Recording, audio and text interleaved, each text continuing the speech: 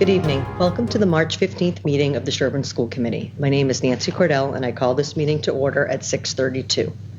Information on school committee meeting dates and times and meeting agendas are posted on the Dover-Sherborn District website. Please note this meeting is being recorded. First on the agenda is community comments, and we do not have any community comments. Okay, so the second on the agenda is our budget discussions for 2023. Can you guys hear me okay? Okay. So before we jump into your public hearing, I just need to bring forward one more adjustment that has been made to your budget since the last time we met. And Dennis is probably aware of this because it came out of our discussions with our presentation to Sherborn Advisory. And so we are going to be using an additional $60,000 of circuit breaker to offset your general fund budget. With that, you'll be using $360,000 in total. That's approximately 90% of what we anticipate getting for reimbursement in 2023, plus some additional funds that we have remaining in 22. So, but we're using more of our sort of cushion to help the town of Sherborn with their town budget for fiscal year 23. Dennis, I don't know if you want to share anything about anything else that came out of just sort of that meeting from your perspective with the other members before we jump into the hearing. Yeah, I think that I talked to somebody offline about this, but I think the meeting went well about it. You did a great job presenting sort of the details in a very sort of fact-based manner, and also helping folks understand the why behind some of the changes. I think that was important. There was a fair bit of time spent on the other budget that was presented there. Correct. Yep. Trying to kind of help bridge the understanding as to why the numbers were what they are and what we're trying to get some of the changes. So. Perfect. Okay. So with that, I guess you can call your public hearing to order. You could just open the public hearing for all the people who are here to see our public hearing. So that wasn't my call to order at the beginning of No, the public hearing's a meeting within a meeting. Okay. So we'll just call the public hearing to order. I'll call the public hearing to order on March 15th at 6:34 p.m. Okay. So members at home, you should have this electronically, and for those of us here, I have a hard copy of the presentation for your fiscal year 23 budget. I think most of the committee members are aware of our assumptions, but just to reiterate those for those watching from the community, we did build our budget assuming regular school operations. That's in person 5 days a week with level enrollment. As we said, this is sort of a new assumption that we've built in over the last 2 years. I'm hoping that we won't see this assumption going forward, because obviously we always assumed we were going to be in regular school operations in person 5 days a week. So that's a nuance that we've dealt with during the COVID. Obviously, we build our budget in compliance with the town's budget guidance. And if you just a refresher of what town of Sherborn's guidance is, it's level funded, but this year they did give us an allowance for all of our contractual agreements. And so any increases that we are contractually obligated for with our employees, we actually were allowed to add that to our budget versus just being level funded as some of their assumptions were in the past. So that was good news for us. We build also this budget taking into consideration our district strategic plan, things like innovative classrooms, innovative teaching and learning. Anything that we've added to the budget as far as curriculum and operations is usually stems right back to one of our goals in the strategic plan. We're also continuing to assess our student needs in a post-COVID environment. But as we've said numerous times, we fortunately have some federal monies that if something is popping up that it's a one-time need or a short-term need, that's where we can fund those needs through our grant funds. So we've been very, I think, cautious not to spend those too quickly because we still don't know what's coming down the road as far as the effects of what our students and staff have been through. So we still have a comfortable amount of money that we can use as we need to sort of to bolster our operating budget for some of those temporary needs that are coming out of the getting everyone back post-COVID. So our budget drivers, remember we look at the school budget in two buckets. One is in-district and one is out-of-district. The budget drivers for in-district, obviously payroll. Payroll represents approximately 85% of your in-district operating budget. And as I just mentioned, the key budget drivers there are the contractual agreements that we currently have in place. This is the fiscal year 23 is the final year of our 3-year agreements with all of our bargaining units. The approximate increase across those bargaining units were 2 to 2.25% for COLA. Keep in mind too, though, your educators also have step and lane increases anywhere between 4 and 13%, and those have been incorporated into your budget. If you look at comparison of staff to staff between fiscal year 22 and fiscal year 23, your increase in salaries was approximately 3.75%. If you look at, when we look at the numbers, you're going to see it's a little bit higher, but remember we've added some new positions. But I wanted to just be able to strip that down and tell you what your sort of your contractual obligation increase was. And as I mentioned, we have several new staffing positions requested for fiscal year 23, which obviously impacted our budget. But fortunately, that was offset from salary savings from some retirements and staffing changes. And we have those costs and savings identified in a slide we'll review later. As far as student enrollment, obviously in an elementary school, student enrollment decides how many class sections you need. At this point, it looks like it's going to remain level with 20 classroom sections. We currently have 406 students, and our projections are looking between our 1 and 3 year projections are looking in the range of 394 to 405. So we will continue to work with Dr. Brown and the school administration as new families come forward, as families opt to go to either move or go to different types of schools, and see where we are to ensure that you stay within your classroom guidelines of 18 to 23. And as we've continued to do trend budgeting, so where we see that we have pockets of money that year after year we don't spend, those are where we try to make decreases. We have been prudent this go around, though, knowing that operations for the last 2 years aren't our typical operations. So we were careful not to trim the budget because that's what it looked like, because it may be that we just didn't have those expenses because of how we were operating either in 20 with the closure from March into June or last year with the hybrid. So we were sort of cautious about that. But we are seeing some increases required for some one-time needs as well as some ongoing direct instruction, and we'll highlight a little bit about those when we look at the numbers a little closer. Switching over to your out-of-district. So obviously these are students, residents in Sherborn ages 3 to 22 who are not, we're not able to educate them within our district schools, and so they are placed in appropriate programs.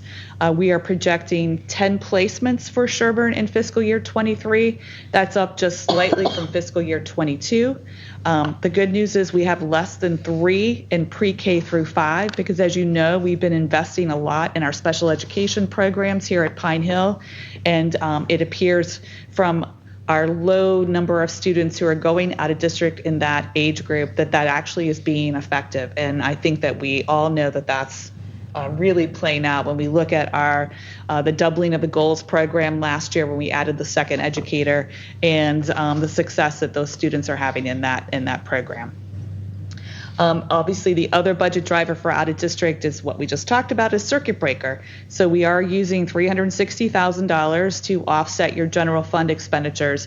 If you remember in your financial statements at the bottom, I always show you what we're charging to circuit breaker, because at the end of the day, that is your total budget. It's just how it's being funded. So I think it's always good to look at that so you totally understand you completely understand your out of district, and not just looking at what sits in the operating budget, but the pieces of the puzzle of both circuit breaker and your operating budget. Obviously, we had a small increase in transportation for out of district because we obviously had a small increase in projected placements, and those students all need to get transported to their placements. So with those budget drivers and assumptions, where did we end up? So our financial statistics, the fiscal year 23 operating budget increase is approximately $325,000. That's a 4.64% increase. It's mainly driven by your in-district, where you have a $340,000 increase there. Out of district, keep in mind, it looks like it's a reduction, but it's mainly because we're using $360,000 of circuit breaker versus the $200,000 we used last year. So it's not that our out of district costs are going down, it's just how we're funding them differently, because your out of district costs actually in total went up a little bit for fiscal year 23. Fiscal year 22 operating budget, just to for comparison purposes, and that should say a budget increase, not a decrease. I noticed that when I was reviewing for my notes. You only had a $5,000 increase last year, so we asked for very little of funds from the town. That was driven by a lot of retirement savings that offset your COLA savings in fiscal year 22, and then out of district, we did see some decreases in placements in 22, and that's giving you your actual true negative variance in out of district. As I continue, at least for a couple more months, to just make the town aware that we did return over $400,000 from our fiscal year 21 operating budget. As you can see, the majority, almost $250,000, was from salary savings. Again, those were all the retirements and staffing changes that we had that helped make your budget so low for fiscal year 22. And then we had some savings from out of district, as well as some of the savings we had from operating, which we rarely see in our Pine Hill operating budget, but those were based on how we were operating during COVID. Don, can I ask a quick question? Sure. Is the operating budget increase based on actual spend or on the budget? Budget. Okay, Yeah, budget. Okay, just thank you. So in your packet, you actually have a 5-year looking at 3 years of actuals, fiscal year 22 budget, and then your fiscal year 23 proposed, just so you can see what it looks like across the categories. As we mentioned, salary and other compensation is predominantly, almost over 85% of your budget. The other educational expenditures, you are seeing a $40,000 increase in that line item. I just wanted to highlight a couple of things. We did add about $17,000 in contracted services, predominantly for special education students. So there are services that are provided to our students that are not provided by our employees, but by outside services. And so obviously with having more students with learning disabilities in our school, it actually has more services we need to provide. So this is sort of an additional investment that we need to make in order to keep those programs successful. And just for my own clarification, is that more students needing more help, or is that can't find the staff to fit the roles? It's and specialized services. Okay. Yep, all right. It's specialized services that we bring in for these students. So it's services that are, some of them are from other schools that take care of students of this, but then they outsource their staff to come in and do specialized instruction and sort of therapy with the students. Right. I didn't know if it was a bucket of, I know it's hard to fill some of services that we would fill. No, but it's not. Okay. And it's also very dependent on the students here. So it's best to be able to contract out with those services when we need them versus having someone here and maybe not having full capacity. Okay, so it's really, okay. Yep. It's very student driven. Okay. Independent student driven. The other thing, if you remember, I think in February we had to add $12,000 of a one-time expense for conversion of both and upgrades to both the website and our financial systems. So that's included in that $40,000 increase.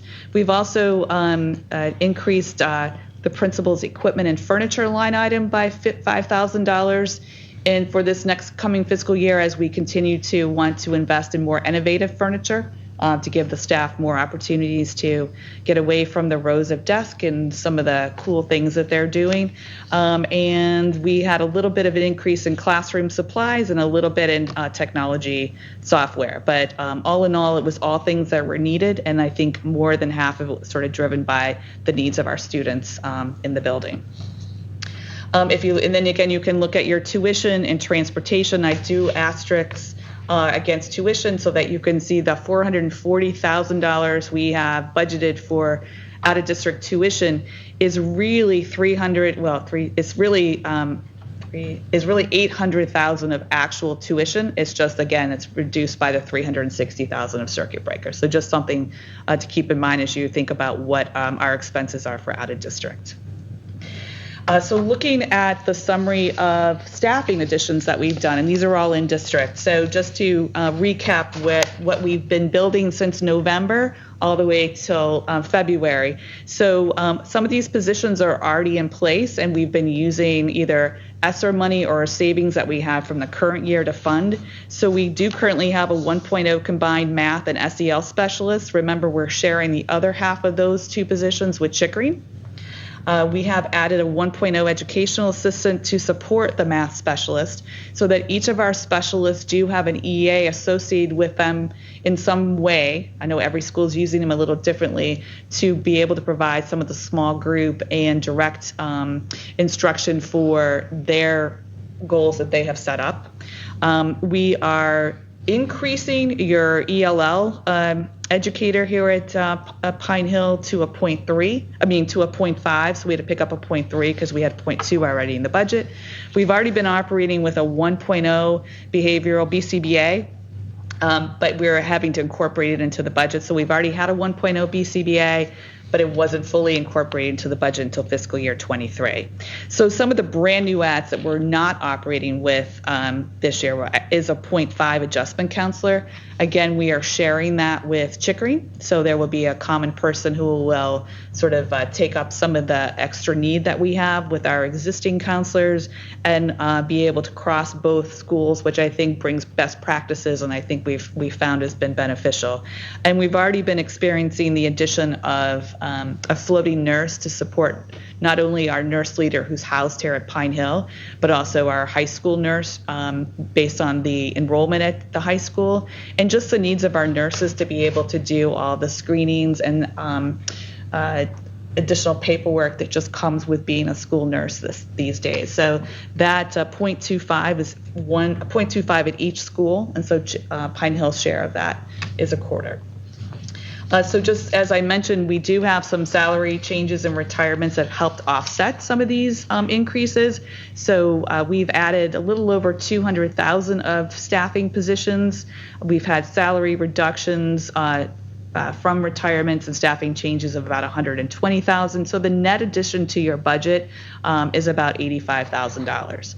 So that is where you look at your increase from year to year on your salaries. If you take out that $85,000, then you're sort of seeing your true COLA expense based on your existing employees and our existing contracts. So with that information, I will see if there are any questions from the community. And since we really don't have anyone for the community, then you can close the public hearing and the committee can ask any questions. Okay.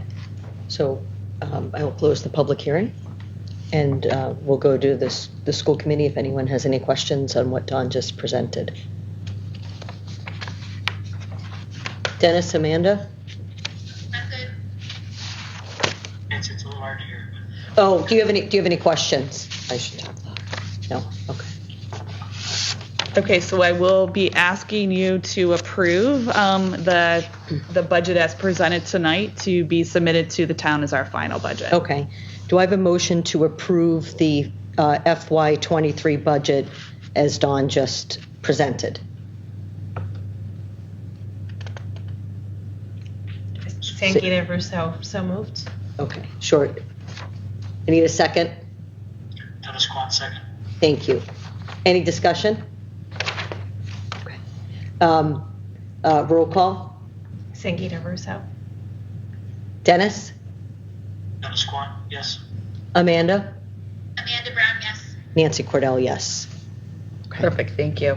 And so the other budget item I'm bringing forward for approval tonight is your capital. So you had initially approved $75,000 for flooring projects in Pine Hill, knowing that we needed to go back and sort of do a little more research and review the areas that we were doing. So we have completed that, and we're lowering the ask for fiscal year 23 to $68,000.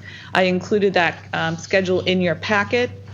It actually also provided some detail as to what rooms we were doing. So we're doing 4 rooms in the C wing that have VCT tile. Those are going to be replaced with the ultra quartz tile. So that's the low maintenance, no stripping, no waxing. And then there's some office spaces that we are going to be replacing older carpet there with the new carpet tiles, which is similar to what we're sitting on right here in the library and similar to the carpet tiles you had in your auditorium. The beauty of carpet tiles is if you run into any areas where there's a stain or wear and tear that can't be cleaned or taken care of, you pop a tile and you can put one back in and you're sort of good to go. So that's the new wave of how you deal with areas in school, and so we're really excited to be able to take on those 8 new areas this summer. Nancy joined us. We did present this to the the select board last Thursday night for their initial approval, and it seemed that they were absolutely happy with what we were doing. Many of them had been in Pine Hill and enjoyed sort of the spaces that we have done, and so there was actually no discussion at all on It was that item. positive. Yeah, it was very positive. I will say the capital budget committee for Sherborn is actually meeting tonight.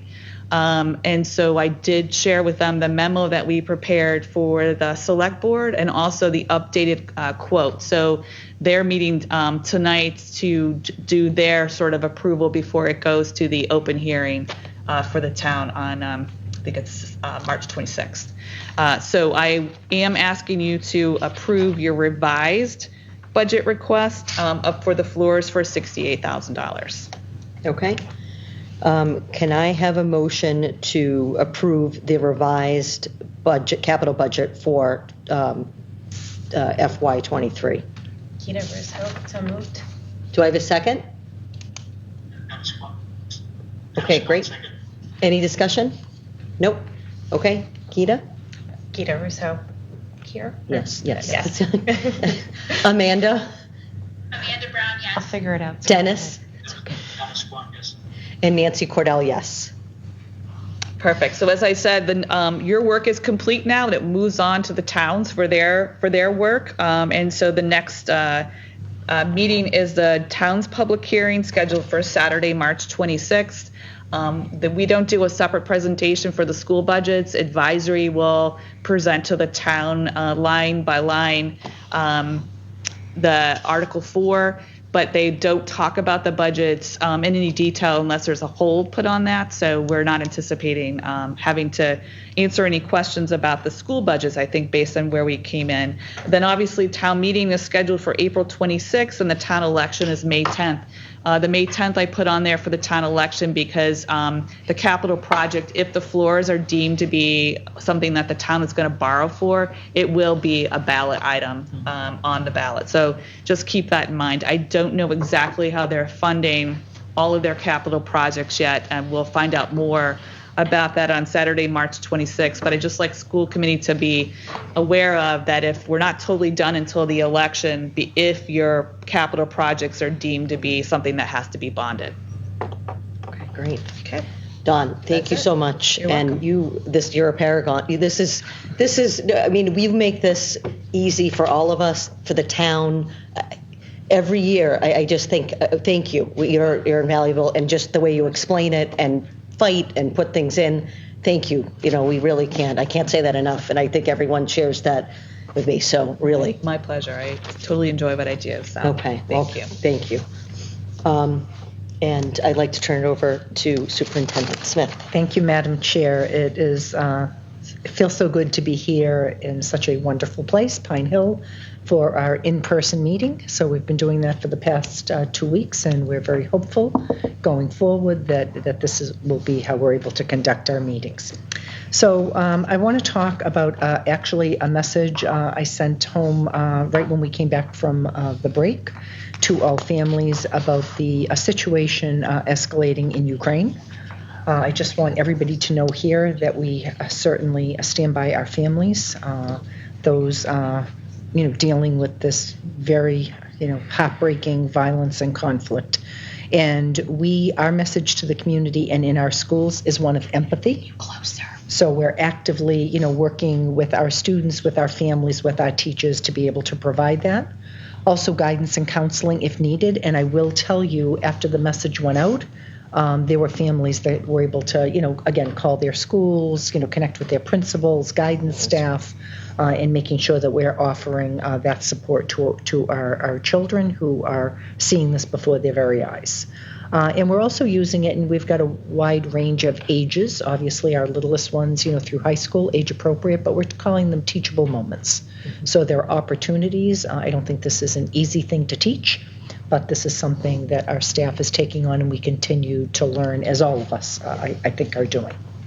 So the mask optional rollout that happened exactly 9 days ago on March 7th, I'm calling it a non-issue, and what I mean by that is I immediately went out in the schools Monday, Tuesday, Wednesday.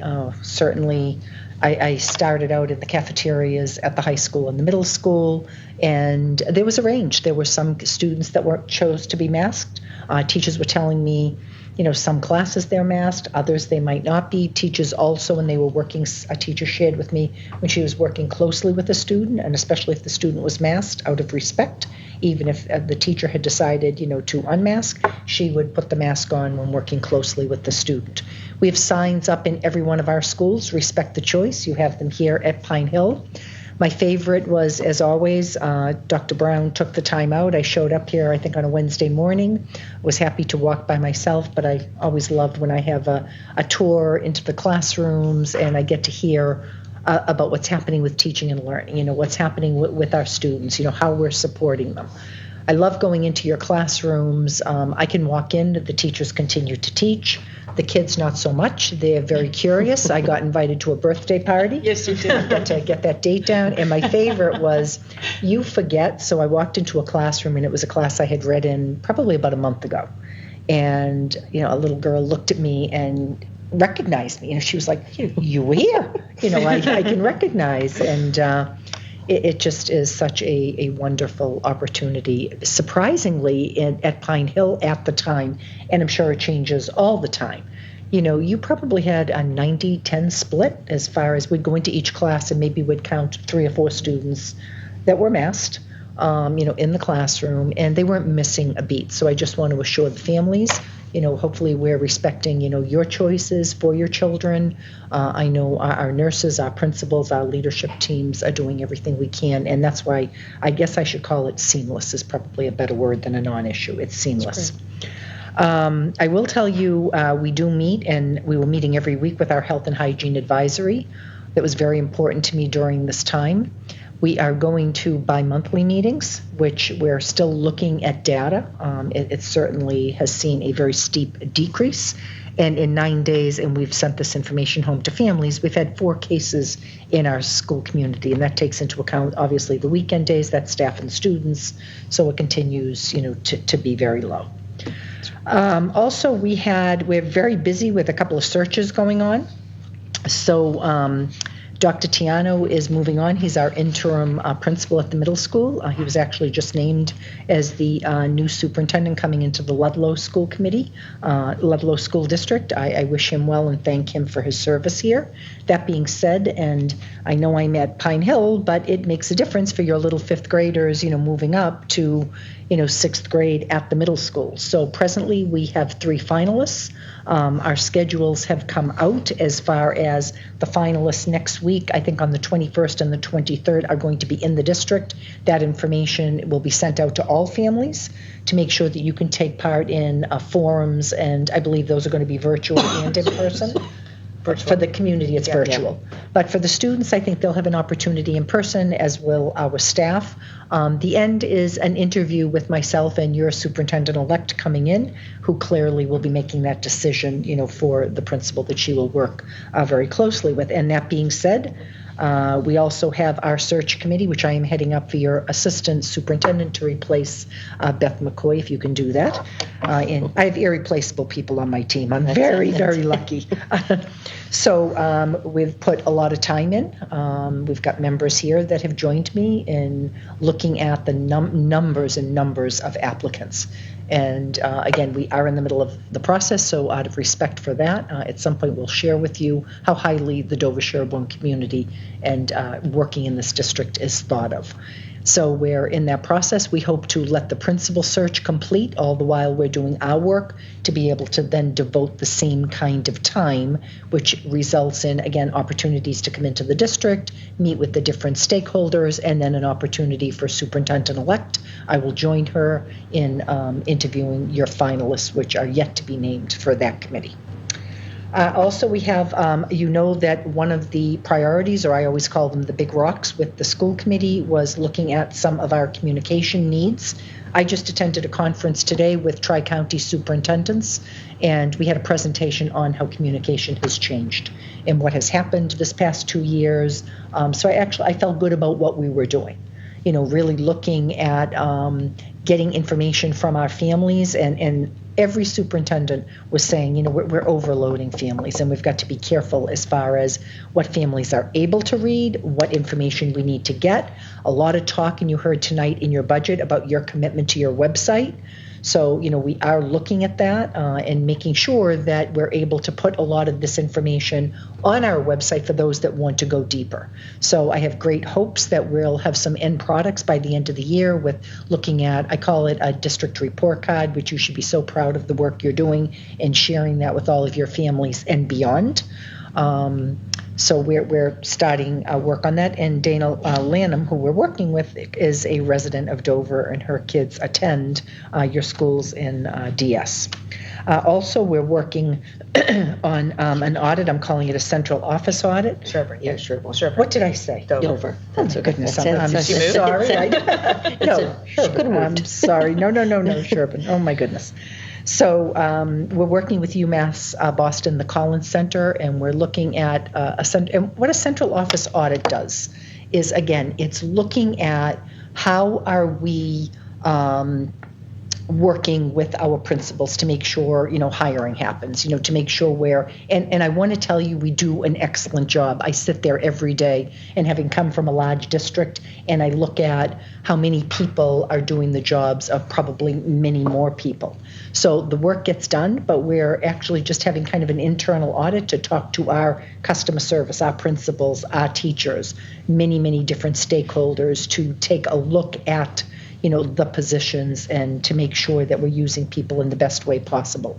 All of that while understanding I've been through your budget process, so I don't want you to think it's going to come in with, you know, we need all of these additional jobs. That's not the goal. So we'll take a look at that. I think this ties in with the work that you're doing with DEI, diversity, equity, and inclusion. When you talk about hiring, and I know Dr. Brown has been talking about this, she's been actively involved in, you know, we use a platform called School Spring, which, you know, educators have used for a long time to apply for jobs.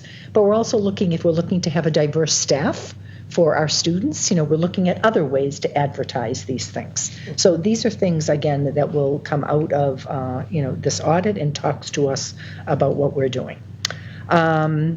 I shared with you, and I'm really proud, I'm going to be taking part in a webinar on Friday, and this will be all over the country, and it's for, as a superintendent emeritus with the Educational Research Development Institute, we were able to put forward a paper on system leadership for equity, a position paper.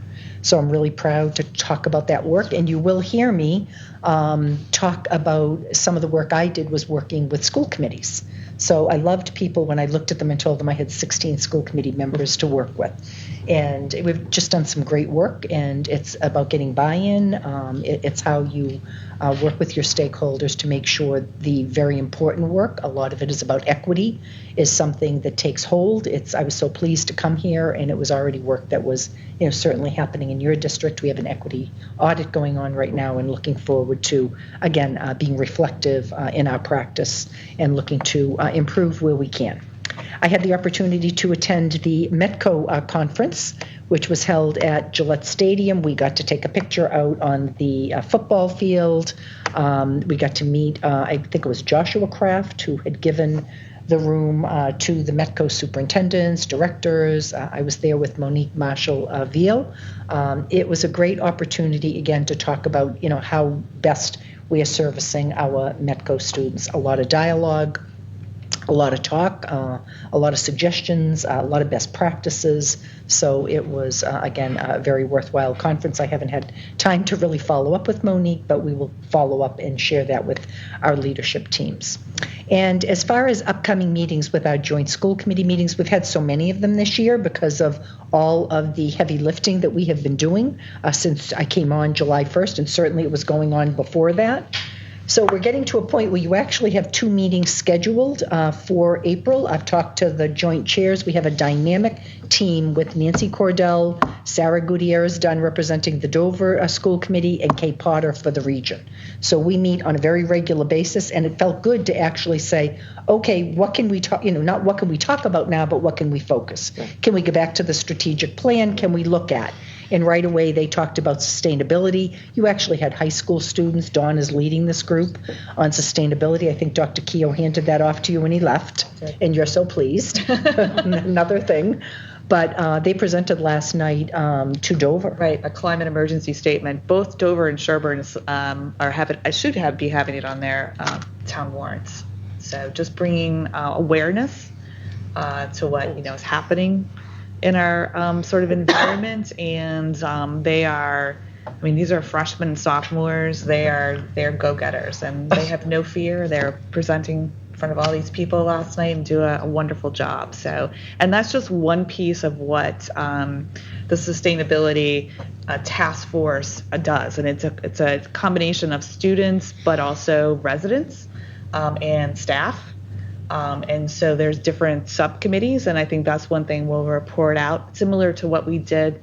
I feel like it was, that's probably 2 years ago when they came and reported and showed their website and all the different categories they're spending time on. So they pivoted a little bit, I think, over the last 2 years. So we'll look forward to updating the community and the school committees on things they've been working on. But they are, we're in good hands if these are the people that will be, leading the way for us in the world. So we're pleased to be able to present that to you. I think we're looking at our April 26th meeting. Also, the start times. So again, we're meeting tomorrow as a leadership team. We're actually talking about our trainings for our safety and security. And at the same time, we're looking at something we talked about during the summer. We talked about, I think, September, looking at the types of data. And we have to admit, this is a tough year for when you're looking at data, with students that are out for a variety of reasons, staff members. It was, again, challenged. So, but we will be prepared to talk to the joint school committee meetings about the very information we have that we think might be quality data right now and what we're looking forward to in the future. And also, you have 2 meetings scheduled, and you usually do your superintendent evaluation during that time. So at this point here, you have an interim superintendent leaving, you have a new superintendent coming on board, and in talking with the joint chairs, we thought what might be beneficial is, again, probably the final professional development I'll take part in with all of you, all 16 members. But the process is complicated. It can be really rewarding to both the superintendent and to school committee to, again, look at your objectives and your goals. I actually got in touch with MASC, Mass Association for School Committees, Dorothy Presser, who has done quite a bit of work with us this year. We talked about your elections coming up. So we were looking at late May, early June. We don't want to interfere with summer. We were hoping to be able to get this done, work with Beth in the process. I'll take part in it with you to share, some experiences. And you'll be set to go as she transitions in and develops, again, her transition plan, her reviewing of your strategic plan. And I know I had a lot of questions finally on your last day of school. So again, if I say this, something's going to happen with weather in New England. So I'm going to knock on every piece of wood I can find that, and again, we saw what happened just last week, and it wasn't much, I know, but it was still snow. So dare I say that we have had 2 inclement weather snow days. That takes us right now to Wednesday, June 22nd. That is a half day for both the staff and students, correct? No, just No, students. okay. I mean, just Just students. So staff has a full day that day. Students have a half day for those parents out there, looking to plan for summer camps, etc. And I want to remind everybody, this is going to be, we're celebrating Juneteenth, which is going to take place, I believe it's on the 19th, but because it falls on a Sunday, It's being recognized. it's being recognized on Monday, the 20th. So again, when we leave school on that Friday, we have the holiday Monday. It becomes a long weekend. That's just the way it's going to always fall this way. Had we not have snow days, and I don't want to confuse anybody, If we didn't have snow days, we would have been Been out on fine the because we were Friday. off on the 17th. Yeah. But it didn't work that way. So we have the Monday off, but we come back for Tuesday and the half day Wednesday for our students. And that is my report. Okay. Great. Thank you so much, Superintendent Smith. And we look forward to more regular agenda items for the joint. Not regular, but just, the business that Typical. typical, Yes. right. Yes. Look, so, Hi, Principal do you Brown. want to Oh, do just you wanna give them turn a so you little can- flip so they can see? Is that better? Hello, Can yes. Can they see you? Yes. Okay. And you can hear me okay? My principal voice? I picked a few things to highlight for our school committee this evening. Just today, our prospective kindergarten families received an email from us with all of the links to school registration forms for our incoming kindergarten class. It's always a thrill. This year, if you recall, we modernized our school registration forms with an online format a year ago and coordinated with our, across both of our elementary schools. This year, we took it a step further to make sure that our families who speak and need support with languages other than English in their homes, predominantly Spanish, Portuguese, Mandarin, and Russian for our Sherborn community, that everything would be linked to forms in families' native languages. So we're making advancements. We're really excited to start this process. We look forward to, if everything goes according to plan, we will have parent information nights and student orientation visits, which were stifled and modified the last couple of years. So we're really excited to go back to those pieces of welcoming our new students this spring. To date, we have 50 confirmed kindergarten eligible students.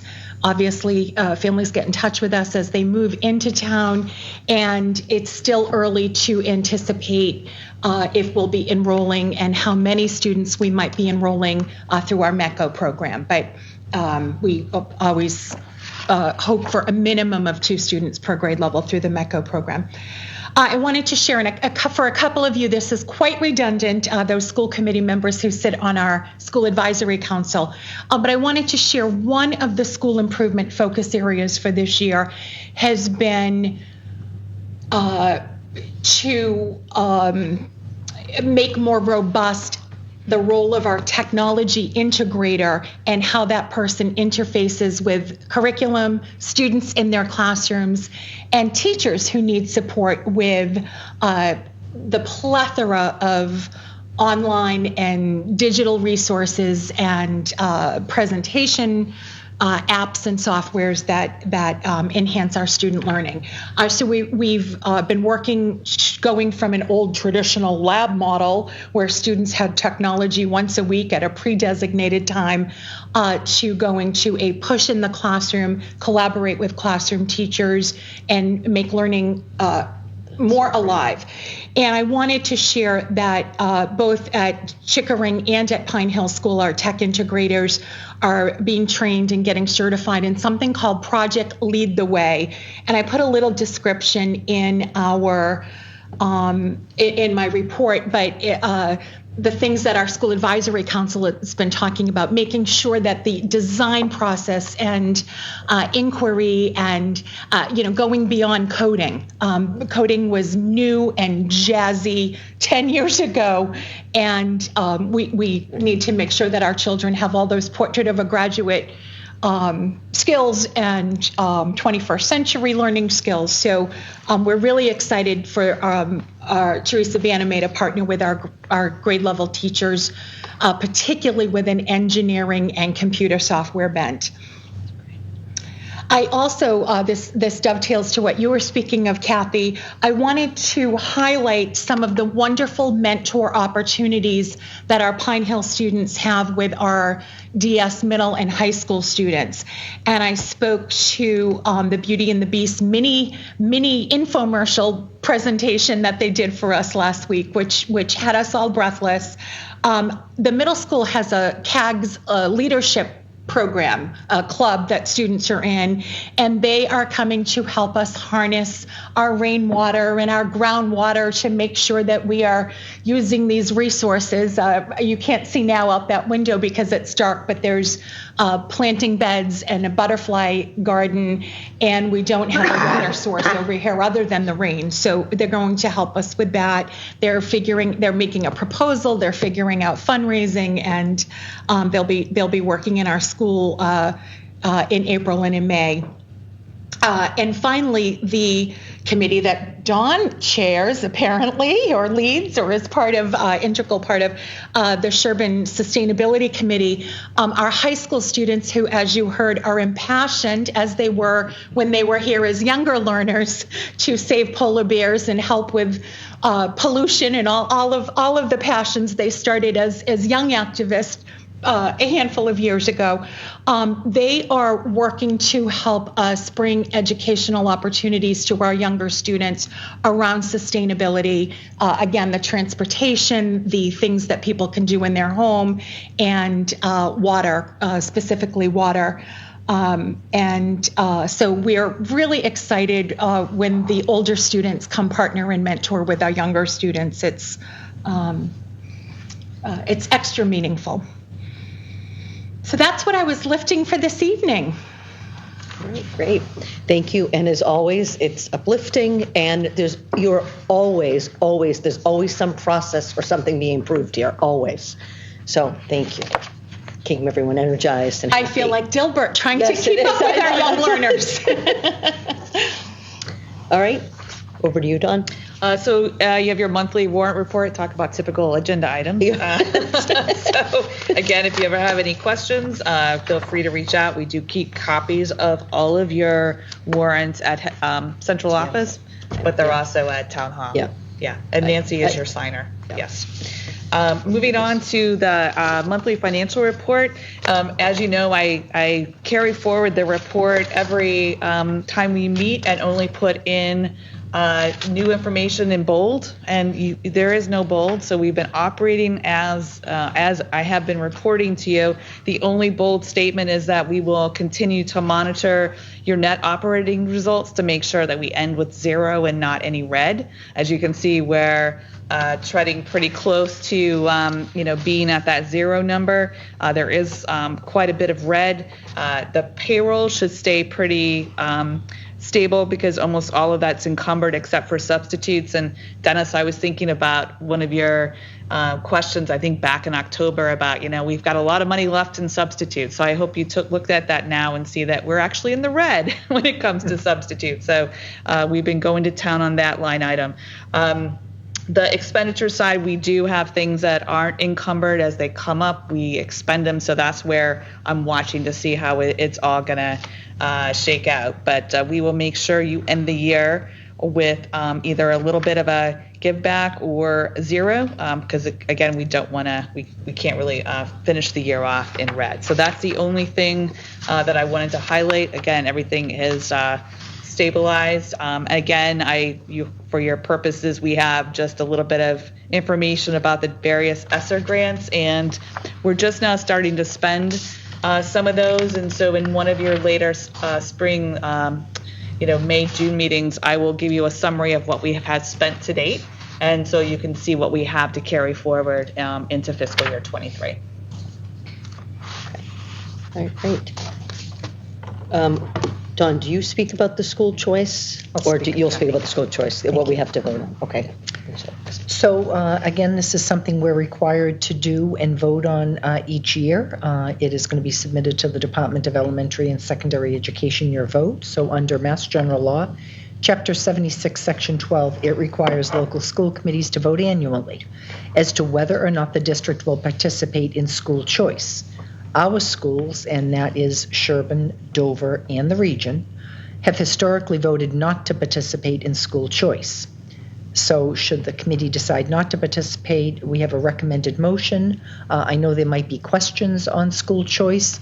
So there are communities voting as we are right now, and many of them might have a number of seats, and it might benefit their district. Maybe they have very low numbers in first grade and are able to add, some additional seats. When you come from another district, the sending district, it's a cost of $5,000. So for some, there are 4 kids. That's $20,000 in a first grade classroom that could go towards whatever the need is in that district. In your district, what I'm hearing and what I'm observing, your class sizes have a range. You keep them exceptionally low. That is, one of your budget policy decisions. And at this point here, as Dr. Brown said, our numbers aren't necessarily stable, meaning there's some, we look at our kindergarten numbers, we look at, and you get a projection for, numbers of years, so you can actually see what the swing is. But at this point here, your classes with your caps are pretty full. So we're recommending at this time that you do not participate in school choice. So the motion is here.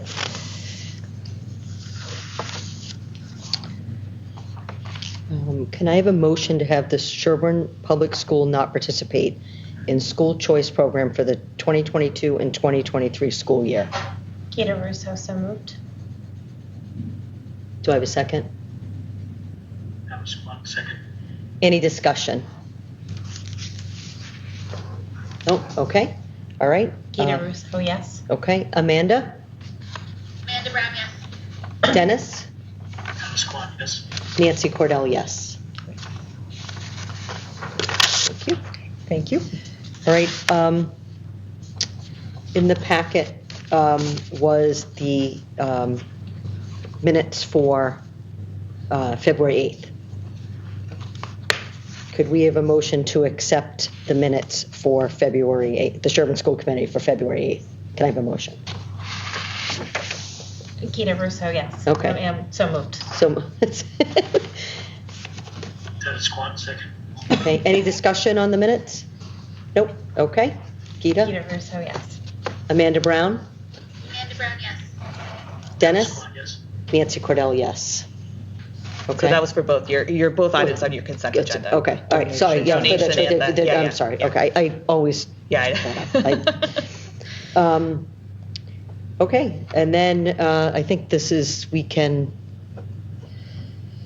if you have any items that you'd like to see on the next school committee, the Sherborn School Committee, which is May. It's May. Yeah. Wow. Okay. We take April off. We have a gift to accept. That she did. That's in the consent that's agenda. rolled in. Yeah, that's Okay. it's in the consent Yeah. agenda, so I apologize. Okay, well then, by unanimous consent, would we like to adjourn the meeting? Yes. Gita Russo, yes. Nancy Cordell, yes. All right, thanks, guys. So we'll absolutely be in person all together in May. All right, thank you. Thank you. Bye. Thank you.